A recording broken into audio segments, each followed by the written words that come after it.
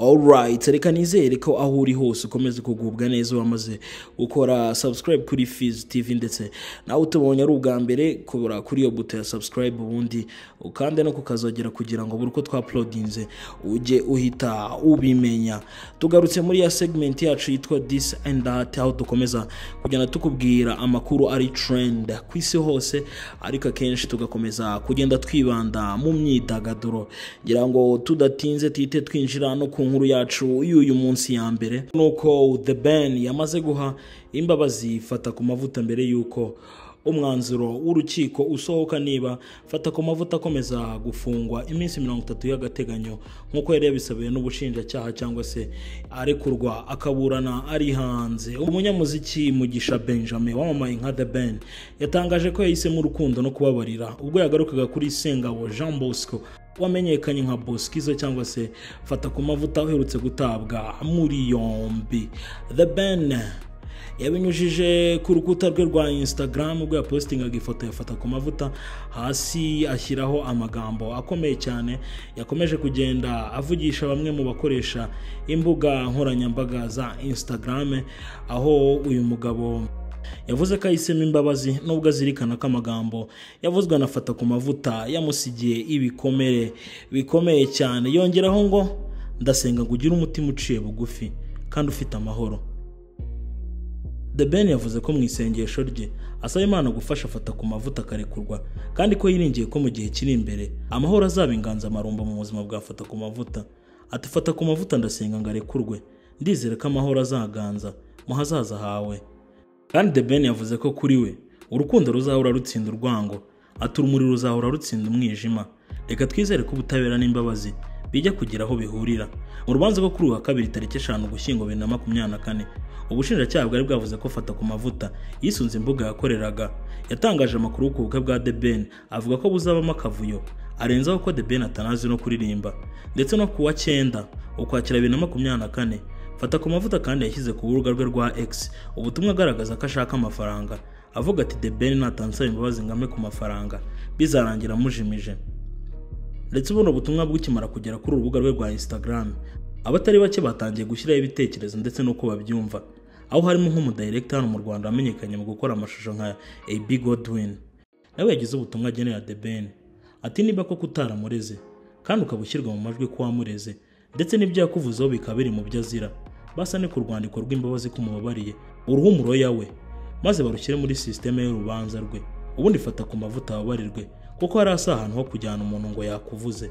Please The Ben urafata imitima yacu ndetse n'abantu benshi tubabaye ku bwa Fata ku Mavuta. Ndetse na Clapton Kibonge nawe yagize ubutumwa agenera The Ben amubwira ati ntago ubaho Mugisha ntusanzwe. Gusa ubwo ibi byose byari birimo bivugwa, hari umufana witwa Romeo Ntwari wabagize ikibazo abaza The Ben atesebye koko ibyo uvuga niba ari ukuri. Akuri kirego mu rukiko man tubone ko ukomeje koko, ntiwakabayirega umuntu ngo yakuvuze nawe uzi kuvuga abandi, byibuze atekereza umuryango yaratunze man. Gusa ibi ntibyaje gutinda kuko The Ben yaje kwita asubiza no mufana amubwira ko atigeze arega Fata ku Mavuta, aho kugeza ubu ngubu tutaramenya ukuri aho guhagaze. Fata ku Mavuta yamaze gukatirwa iminsi 30 y'agateganyo. Sengabo Jean Bosco wamamaye nka Fata ku Mavuta ku mbuga nkoranyambaga no mu itangazamakuru yakatiwe gufunga iminsi 30 y'agateganyo nkuko yabisabiwe n'ubushinjacyaha kugira ngo bakomeze gukurikirana dosiye ye neza. Kuri wa 3 tariki 6 Ugushyingo 2024 nibwo urukiko rw'ibanze rwa Kicukiro rwatangaje ko Fata ku Mavuta akatiwe iminsi 30 y'agateganyo. Ubushinjacyaha bwari bwagaragaje ko Sengabo Jean Bosco wamenyekanye nka Fata ku Mavuta yatawe muri yombi kubera ibirego by'abantu barimo Mugisha Benjamin aka The Ben, Muyoboke Alex ndetse na Nduwimana Jean Paul Nopuja umuyobozi wa Country Records ndetse n'abahatima Kaca wamamaye mu itsinda rya Just Family. Ibi birego bihuriza mu kugaragaza ko Fata ku Mavuta yagiye abibasira mu bihe bitandukanye hagaruka kuri bo ndetse n'imiryango yabo.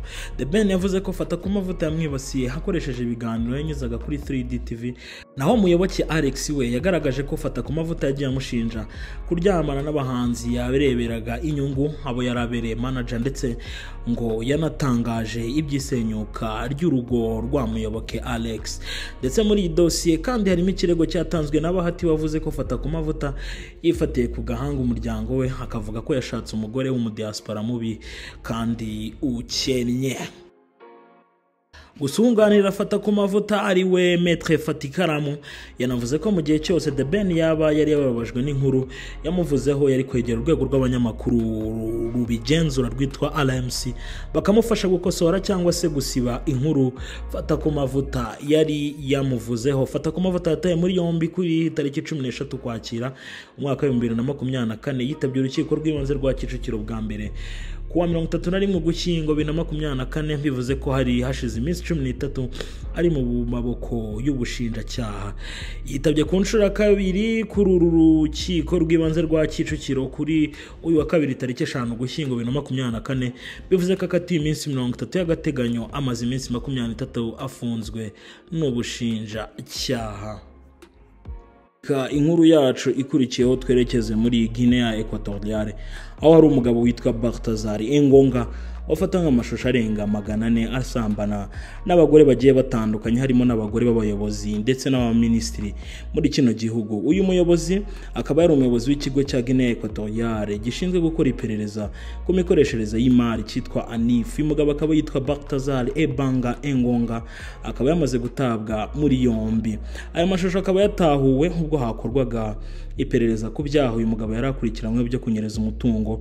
Rero mu bikorwa byo gusaka uru rugo mu biro bye ndetse no muri mudasobwa ye haje gusangwamo amashusho arenga 400 y'abagore yagiye asambanya mu bihe bigiye bitandukanye. Muri aba bagore bagaragara muri aya mashusho harimo abagore b'abayobozi bakomeye, umugore w'umuyobozi mukuru w'igipolisi cy'iki gihugu, abo bafitanye isano ndetse n'abavandimwe bamwe mu bayobozi bakomeye harimo nka mushiki wa Perezida Theodore Obiang Nguema Mbasogo n'abagore ba minisitiri bagiye batandukanye. Intumwa ya leta Nzanga Nguema yasobanuye ko kuryamana n'umuntu udakoresheje agahato bidafatwa nk'icyaha, bivuze ko uyu mugabo ibyo kuryamana n'aba bagore rwose nta cyaha na kimwe yabaga yakoze kuko bigaragara ko babaga ari bakuru ndetse ari ibintu babaga bumvikanyeho. Gusa hasi uyu mugabo yakomeje avuga ko hari impungenge ku ndwara zandurira mu mibonano mpuzabitsina zaba zarakwirakwijwe binyuze mu bikorwa bya Engonga, bityo ko leta yari ikwiye kugira icyo ikora igakurikirana uyu mugabo. Guverinoma ya Guinea Equatoriale yamaze gushyiraho amabwiriza ko umuyobozi uzongera gufata asambanira muri ofisi agomba guhagarikwa nta yandi mananiza kuko byangiza icyizere baba baragiriwe n'abaturage. Vice President wa kino gihugu Theodore Nguema Obiang Mange abinyujije ku rukuta rwe rwa X yamaganye ibi bikorwa bya Balthazar, ahamya ko ubunyamwuga n'ikinyabupfura ari ibyibanze mu miyoborere y'Abanyaguinea. Indi nkuru nuko urwego rw'ubugenzacyaha RIB rwakomeje guha gasopo ndetse no kubuza bano bantu bari kwita abasesenguzi ku rubuga rwa YouTube kurekera gukomeza gutangaza amakuru atizewe ku rupfu rwa murumuna wa Miss Shanitha.